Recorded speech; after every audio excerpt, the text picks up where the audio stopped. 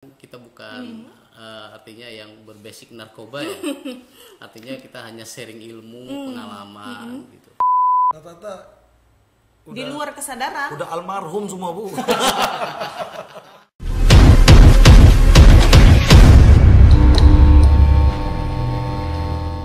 Assalamualaikum warahmatullahi wabarakatuh. Waalaikumsalam. Selamat sore, salam sejahtera bagi kita semua. Hai, jumpa lagi podcast Kedan Medan, sobat podcast Kedan Medan. Jumpa lagi bersama saya Fitri, tapi kali ini saya sendiri.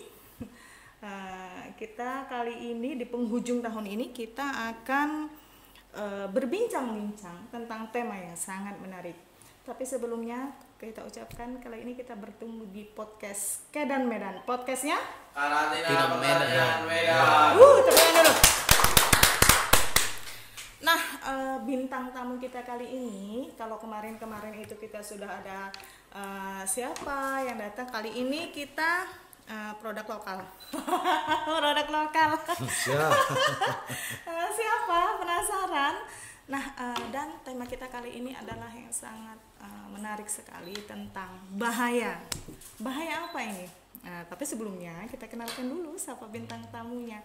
Nah, bintang tamu kita kali ini adalah Bapak Togu Cahaya Silaban. Abang Togu aja dipanggil biar lebih nyaman ya. Oke, Abang Halo. Togu apa kabar? Sehat. Alhamdulillah. Apa kabar Kedan Podcast? Selamat datang kami ucapkan di podcast Kedan Medan. Beliau Oke. adalah Bang Togu ini adalah seorang pekerja pemeriksa karantina tumbuhan. Kemudian di balik itu beliau adalah yang apa ya, istilahnya apa ini? Ruangan ini idenya salah satunya mungkin dari dia. Sehingga podcast ini jadi seperti ini. Nah, tepuk tangan dulu. Bintang tamu kita satu lagi, nih ada dua orang bintang tamu. Bintang tamu yang satu lagi adalah dari kepegawaian Bapak Zainal Arifin. Selamat datang Pak. Selamat, Bu. Selamat datang. Di podcast Kedan Medan. Nah, kali ini kita berbicara tentang bahaya-bahaya. Apa ini bahaya kita tentang narkoba. Yes. Nah, bahaya narkoba. Kalau kita berbicara tentang bahaya narkoba tidak ada habisnya ya. Ini sangat meresahkan, sangat mengganggu, tapi kita harus sudah bisa mencegah, terutama dari dalam diri kita sendiri.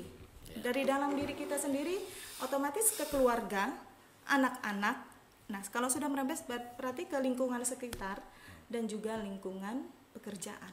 Ya. Topik inilah yang akan kita perbincangan pada podcast kali ini. Jauhi narkoba. Bagaimana cara pencegahan narkobanya? Oke, kita langsung kulik-kulik sobat podcast Kedan Medan. Dan podcast Kedan Medan ini bertujuan memberikan informasi, tidak hanya informasi tentang perkarantinaan, tapi juga informasi apapun yang kira-kira dapat diserap oleh masyarakat dan dibutuhkan dapat memberikan manfaat untuk masyarakat. Baik, sobat podcast Kedan Medan, kembali lagi kita ke topik. Kali ini mungkin saya ingin tanyakan kepada Pak Togu, Ya, kira-kira menurut Anda pencegahan yang bagaimana dulu? Pencegahan secara dini untuk mencegah narkoba ini, terutama mungkin bisa kita berbicara mulai dari lingkungan diri sendiri dan keluarga. Silakan Pak. Oke, terima kasih Kedan Podcast dengan Bu Fitri sebagai hostnya mengundang kami. Ya, mungkin dari latar belakang kita bukan artinya yang berbasic narkoba ya. Artinya kita hanya sharing ilmu, pengalaman gitu. Nah, kalau faktor keluarga adalah faktor yang paling utama dalam mempengaruhi dan menghindari dan mencegah ya penggunaan dan penyalahgunaan narkoba. Nah, kalau ketika kita dalam satu keluarga itu ada beban-beban yang membawa kita, yang menjadi stres, yang akhirnya yang membawa kita menjadi keluyuran di luar ya. Artinya ke tempat yang nggak semestinya gitu. Maksudnya suasana di dalam keluarga tersebut ya. Tekanan keluarga mungkin ya. Artinya makanya ketika kebahagiaan yang ada datang di keluarga itu akan membawa juga kita ke dampaknya. Ya, ke tempat yang lebih baik tujuan hidupnya ya. Tapi ketika banyak tekanan dari segala macam itu, ya mungkin itu yang membuat seseorang itu yang menjadi menyimpang dari jalan keluarga, yang akhirnya mengambil jalan-jalan yang pintas ya dengan menggunakan narkoba atau apa segala macamnya gitu. Nah, jadi kalau pencegahan dari awal ya. Itu tadi mungkin salah satu yang berkeluarga itu ya mungkin pendekatan keluarga ya. Meluangkan waktu untuk tamasya, kalau bahasa trennya healing ya, healing gitu. Nah, Healing ya, ya, Pak. ya mungkin ya itu staycation kalau bahasa ininya, bahasa gaulnya ya mungkin. Terus yang lebih ke apa namanya, melaksanakan hobi-hobi yang lebih disukai kali ya. Misalnya kayak olahraga, atau misalnya bisa jadi kameramen, fotografer, atau apa gitu. Menyalurkan bakat Ya, bakat hobi. sesuai pada tempatnya, Ya, yang karena- positif gitu ya. Karena mungkin hobi itu bisa jadi income bagi kita ya. Nggak tahu kita suatu saat rezeki orang kan gitu kan. Nah itu yang mungkin membuat kita bisa mengekspresikan diri untuk salah satu menjauhkan dari narkoba tadi, karena faktor lingkungan itu sangat mempengaruhi. Nah termasuk lingkungan kita di sekitar kita. Nah kalau kita udah tahu misalnya seperti itu di lingkungan kita, ya artinya kita harus mengambil satu kegiatan yang agak supaya lebih menjauhkan itu. Jadi interaksi kita dengan yang itu, yang sudah tahu kita bahwa posisi itu ada bergelut itu, ya mungkin supaya lebih jauh kita ambillah tindakan-tindakan yang bisa menjauhkan itu, seperti olahraga yang tadi, bercengkrama dengan keluarga kan ya, mungkin itu. Jadi menurut Bang Togu bahwasanya asal muasal ya, asal muasal artinya dari keluarga itu sangat mempengaruhi. Mempengaruhi mungkin dalam berkeluarga, misalnya mudah-mudahan tidak terjadi. Mungkin kita lihat di dunia nyata di sekitar kita juga banyak bahwasanya kesibukan orang tua yang membuat anak ini mungkin merasa kurang diperhatikan atau bagaimana, sehingga anak itu membuat pelarian ke tempat yang tidak seharusnya seperti itu. Karena mungkin salah satunya adalah ketika si anak itu ada trouble di luar itu, pendekatan itu adalah sebagai cara komunikasi untuk memberikan informasi, keterbukaan informasi. Nah itu mungkin kalau pemahaman saya, artinya itu salah satu cara yang efektif di samping faktor tadi lingkungan yang tadi itu. Ya, baru tadi membuat melaksanakan hobi-hobi yang kita sukai ya itu. Ya, itu berarti mungkin. Peran orang tua ini ya, itu mengarahkan, mungkin bisa mengarahkan sehingga anak ini tidak ada, misalnya dia ada, kita kan mengarahkan, kita punya anak di rumah, mengarahkan bahwasanya kehidupan di luar ini tidak semua sesuai dengan keinginannya. Jadi apabila dia suatu saat terbentur, harus bagaimana cara menyikapi suatu kekecewaan ini seperti itu. Apakah lari ke hal negatif atau positif? Mungkin kita sebagai orang tua mengarahkan. Menurut Pak Jainal bagaimana? Yang disampaikan Pak Togu itu benar semua, Bu, benar sekali ya, kita hanya nambahin kan. Kita sharing ini, diskusi. Ya agak sulit sih untuk saat ini untuk menjauhi hal itu, karena dengan kesibukan orang tua itu si anak ini, saya katakan lepas kontrol dari pengawasan dari keluarga sendiri. Yang seharusnya dapat pengawasan. Di antaranya kayaknya pergaulannya sehari-hari, baik di sekolah ataupun di lingkungan kerja atau di lingkungan masyarakatnya gitu. Itu mempengaruhi Pak ya? Sangat mempengaruhi. Mempengaruhi. Dan ini sekali mencoba itu nggak akan ada obatnya untuk selanjutnya. Nah, ini dia. Itu sulit sekali. Jadi hindarilah dari sekarang intinya. Jangan Hindarilah coba-coba. jangan coba-coba. Coba sekali. Kalau sudah bersentuhan dengan barang itu, mungkin susah akan mengendalikan diri atau keluar dari lingkungan itu. Seperti itu. Saya benar, Bu, seperti itu. Dan tidak akan bisa keluar dari lingkaran itu sama sekali, Bu. Kenapa saya katakan itu? Banyak teman sahabat kita yang udah terapi dan berobat dengan bermacam cara. Rehabilitasi benar, Pak. Kembali ke lingkungannya, dia akan kembali lagi, walaupun dia keluarga udah mendekatkannya ke arah kerohanian. Itu luar biasa, Bu, nggak akan ditinggalkannya itu, karena lingkungan dia pada di situ. Seperti mengikat itu Mengikat, ya. Bahayanya sangat ini. mengikat. Jadi sobat podcast Kedan Medan, jauhilah sebelum terlambat. Jangan berpikiran sekali-sekali untuk menyentuh ya Pak ya. Karena kalau sudah kita mendekati bahaya apa tersebut, hal tersebut itu susah untuk keluar ya. Tidak, kan bisa Bu, kecuali satu aja pakai saya Bu, mati Bu. Aduh, jangan. Ini kita sharing ini mudah-mudahan untuk terbayang untuk masa depan anak-anak kita seperti itu. Sekarang sudah begini, bagaimana nanti ke depannya? Karena mungkin itu bisa ditambahin ya. Kalau narkotika kan ibaratnya candu sebenarnya. Artinya doktrin yang datang ke saraf kita itu ya. Nah, artinya candu. Jadi kalau mungkin yang merokok itu ya ibaratnya ya narkobanya tidak ada ya. Artinya hanya jenis nikotinnya. Nah kalau atau zat adiktif yang lainnya yang mungkin yang tidak tergolong lainnya. Dalam yang bukan tergolong dalam narkotika ya. Karena kalau narkoba itu kan candu sebenarnya. Nah, jadi artinya makanya rehabilitasi itu kan menghilangkan candunya itu kan. Nah, kalau saya ini maaf saya potong. Kalau saya potong seperti ini narkoba itu candu. Apakah ini bapak-bapak yang di depan? Jadi saya tanya, merokok itu sudah mendekati ke sana kan? Harus itu kan candu juga itu kalau ya sebenarnya itu termasuk candu ya. Ya itu termasuk candu ya. Karena tapi mungkin dalam kategori bukan yang dilarang ya. Artinya itu hanya dilarang juga Pak. Ya, jauhin. Buat anak-anak dan istri termasuk mata pencarian ya. Itu mungkin itu mungkin dilarang ya. Dan kita nyumbang menegara. Kita membantu petani tembakau itu. Bahaya rokok itu bahaya. Iya. Jadi jauhi bisa mengakibatkan. Iya. Itu tadi mungkin dia. Jadi sebaratnya seperti candu gitulah dia. Akibat doktrin tadi urat saraf itu yang membuat itu seperti itu. Nah, tadi itu makanya tadi hal yang paling utama itu di keluarga itu wadah utama. Dasarnya. Yang paling utama itu adalah keluarga yang tadi itu ya. Sama tadi yang melakukan aktivitas atau hobi yang kita sukai ya kan. Baru pendekatan keluarga itu mungkin yang bisa dilakukan untuk menghindari ya. Kalau yang mungkin ya kalau mencegah ya mungkin beda. Kalau yang mencegah itu ya mungkin seperti sosialisasi lah ya. Kalau misalnya kayak di BNN gitu kan.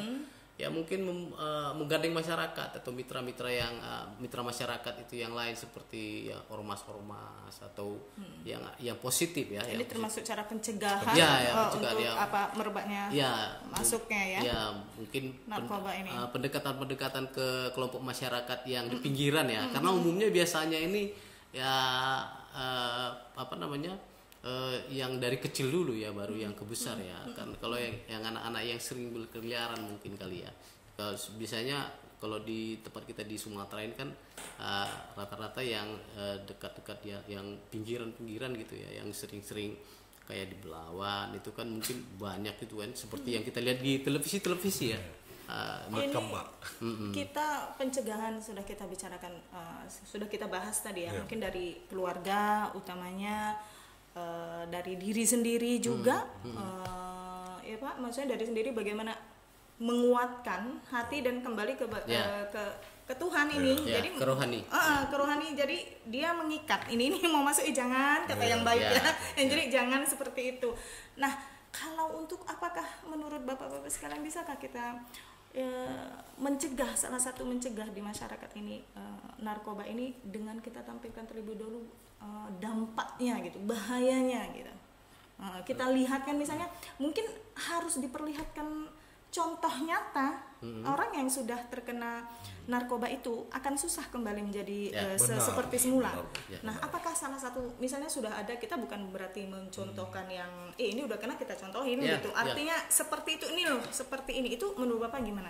Efektifkah untuk misalnya di masyarakat kita lihatkan seperti ini loh nak bahayanya, seperti ini loh. Ya gitu. mungkin ada beberapa juga ya yang udah digandeng oleh beberapa instansi yang menangani tentang narkoba ya. Ya itu tuh seperti yang anak-anak sekolah gitu kan masuk ke pendidikan dini ya. Terus yang membuat poster-poster baliho atau apa bahaya penggunaan narkoba gitu. Mungkin drugs. Lebih itu ke situ kurasa ya. Iya, lebih ke situ ya Bang Togu ya. Lebih ke apa namanya? Informasi. Informasi Ya. Nah, mungkin informasinya yang lebih solutif, artinya bisa yang menarik Iya, ya, menarik, yang ya, menarik. menarik. Jadi orang seperti ini Ya. gitu ditampilkan di media-media tentang bahaya sekali ya. narkoba ini. Nah, untuk Pak Togu sendiri di dalam keluarga adakah pengalaman? Kalau saya belum, kalau ya di keluarga belum ada ya. Belum ada. Sampai saat ini belum ada ya. Mudah-mudahan jangan. Ya, artinya sampai saat ini belum ada yang pernah menggunakan narkoba, mengedarkan narkoba, belum ada. Ya mudah-mudahan jangan ya.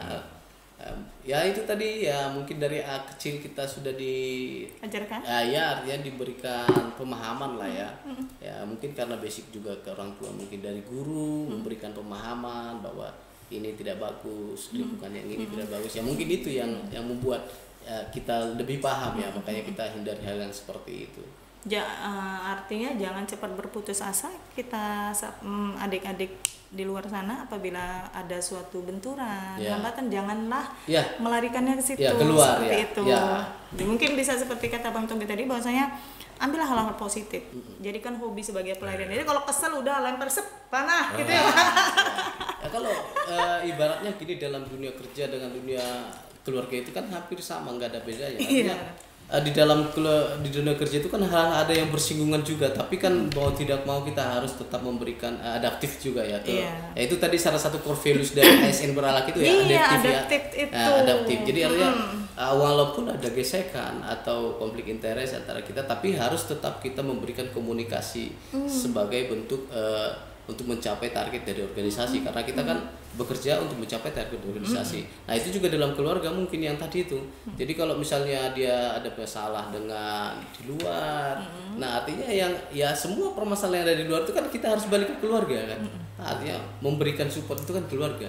Walaupun supportnya tidak bentuk materi atau supportnya bisa bentuk dari nasihat gitu ya. Nah, pastinya balik ke situ. Ya, karena yang di luar sana itu belum tentu memberikan dia support. Yang harusnya kita balik ke keluarga. Itulah tempat ternyaman. Ya, itu wadah paling utama dan ternyaman itu ya di keluarga. Di keluarga mungkin sebagai orang tua ya harus bisa bukan hanya sebagai orang tua yang dengan artinya cara kita berkomunikasi memerintahkannya secara vertikal, mungkin kita bisa secara horizontal, artinya bersahabat. Mungkin anak-anak ini kan kadang dia punya dunia sendiri, nah jadi agak tertutup dengan orang tua, tidak semua hal dia bisa ceritakan ke orang tua. Nah mungkin tugas kita bagaimana agar anak ini terbuka. Kita kan tidak bisa pantengin mereka 24 jam di luar. Kalau anak-anak sudah tumbuh remaja, sudah kuliah, mungkin itulah yang dasarnya seperti kata Pak Bang Togu tadi. Nah, menurut Bang Jenal gimana?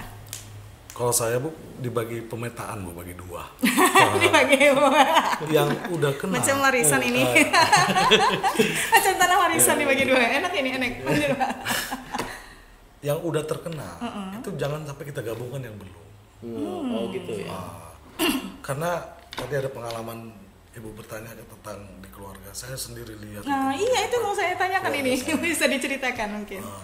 Itu pengenalan narkoba saya sangat tahu karena ya itu sahabat-sahabat dekat saya pemakainya semua tuh. Nah, miriskah? Pak Jana memandangnya seperti apa? Yang saya miris yang belum kena Bu, jangan sampai BK kena. Kalau yang udah kena ini rata-rata di luar kesadaran. Udah almarhum semua Bu.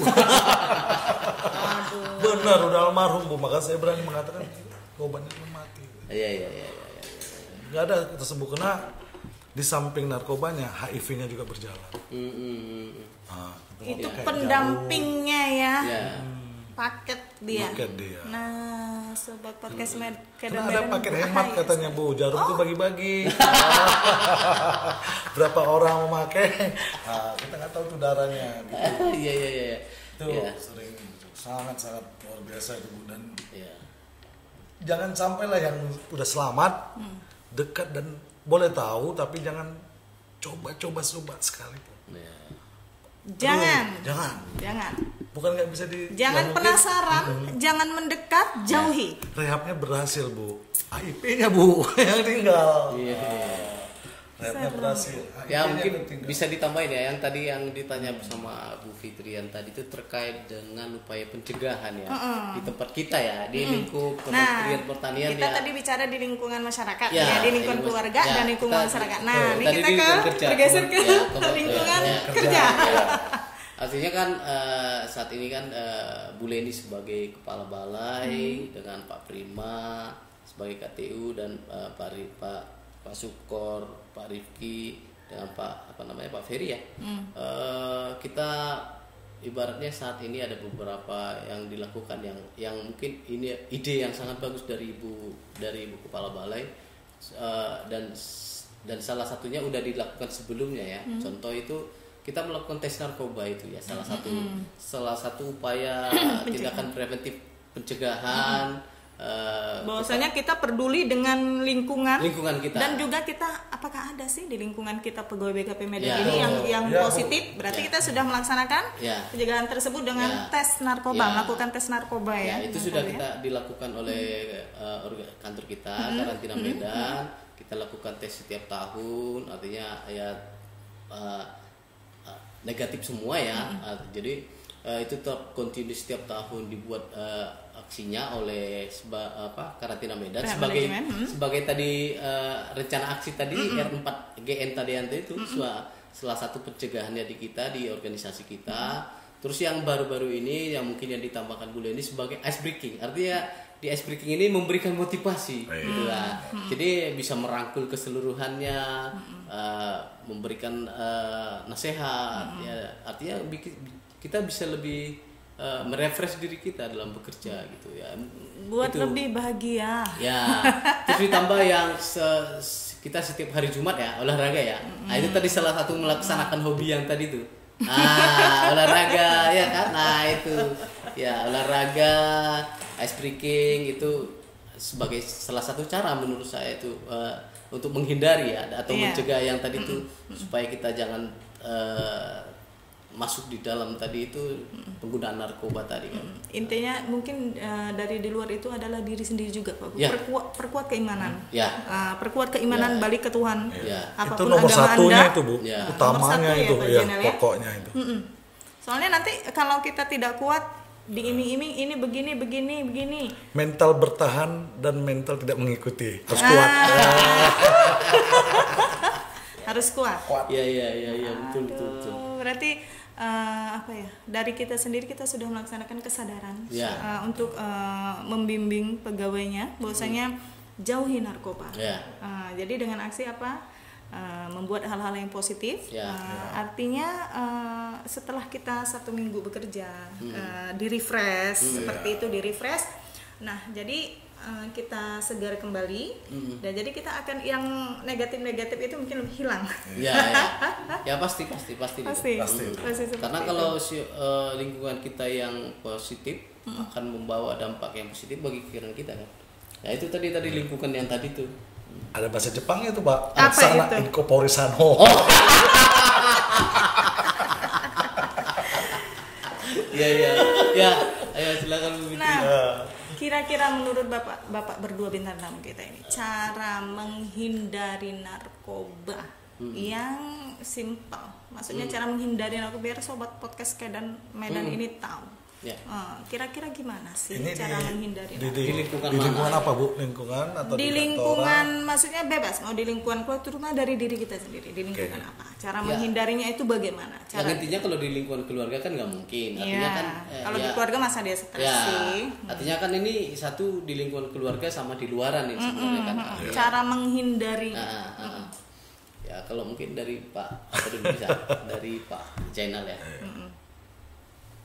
Sahabat anak kita. Ini kalau untuk anak-anak ya Bu yang kurang memahami pemapar kedewasaan gitu. Kalau kita udah dewasa udah tahu nih sebab dan akibatnya. Kalau anak-anak ini ya teman yang terbaik terhadap dirinya adalah orang tuanya Bu. Tidak ada yang lain kalau menurut saya Bu. Karena ya kita sebagai orang tua juga mau tidak mau mengikuti gimana gaya anak dia curhat, dia terbuka. Nah, tidak ada yang tadi disampaikan, tidak ada pelarian ya Pak ya. Ya. Ya saya yakin Bu, orang tua tidak akan memberikan atau menjerumuskan anaknya sendiri. Harimau aja nggak kan mau makan anaknya kan gitu ya Pak ya. Itu pendapat saya Bu. Mungkin salah satunya bisa dengan cara hidup sehat dan juga untuk mengatasi stres ya. Cara hidup sehat untuk mengatasi stres atau bagaimana seperti itu ya Pak Bang Togu ya. Salah satunya untuk menghindari ini, cara menghindari yang umum lah. Kira-kira mungkin ini bisa untuk kiat-kiat sobat podcast Kedan Medan. Kalau yang umum yang mungkin di luaran ya. Kalau dia di luaran. Untuk sobat podcast Kedan Medan ini untuk semuanya. Kalau yang di luaran ya mungkin ya artinya sudah umum ya. Misalnya kayak dunia malam itu kan kayak klub, tempat diskotik ya kan. Ya seperti yang kita lihat yang di pemberitaan di media ya bahwa itu ya sebagai salah satu tempat ya peredaran yang narkoba. Ya, artinya ya kalau sudah tahu kita seperti itu ya kita hindari. Mungkin kita bisa sampaikan ini di luar kita bincang-bincang kali ini mungkin sebagai ASN ya kita, tapi ini kita mungkin kita berbincang untuk sobat podcast Kedan Medan bahwasanya untuk generasi penerus bangsa jauhi, jangan coba. Jangan coba. Karena itu tadi yang candu itu kan. Kalau sekali coba pasti candu. Seperti kata ini bintang tamu kita yang tidak berpengalaman. Kalau saya sebut berpengalaman berarti udah dong. Udah ahli. Benar. Iya. Nah, seperti kata bintang tamu kita yang tidak berpengalaman. Jangan coba-coba. Jangan cari pengalaman ya Pak. Jadi kita menyayangkan bahwasanya generasi muda ini adalah penerus bangsa. Kalau sudah generasi mudanya hancur karena wabah, kita sebut wabah bisa ya, narkoba ini sudah masuk, itu kita tidak tahu kedepannya seperti apa anak cucu kita nanti, seperti itu. Nah kalau kita lihat ini salah satunya mungkin mungkin kita bisa dengan tingkatnya digitalisasi, bisa juga mencegah drugs ini, narkoba ini dengan dari media sosial. Mungkin kayak kalau dulu mungkin susah, kalau sekarang sudah sangat luar biasa. Jadi mungkin menurut bapak-bapak gimana? Apakah untuk pencegahan narkoba ini dari media sosial atau dari digital itu gimana? Efektifkah? Atau gimana? Silakan. Kalau pencegahan secara dari media sosial ya digital ya mungkin ya bisa memberikan video-video yang singkat ya, artinya bahaya laten dari penggunaan narkoba itu ya mungkin itu ranahnya di BNN ya. Nah kalau kita kan hanya memberikan support ya, jadi kalau di sana itu ya mungkin mereka bisa membuat hal seperti itu. Nah, kalau di kalau di masyarakat tadi itu yang mungkin yang tidak bisa mengakses media sosial ya kan membuat poster-poster, membuat baliho-baliho, pendekatan kepada ormas, catering ya mungkin itu yang salah satu yang paling bagus menurut saya. Pak Jeno?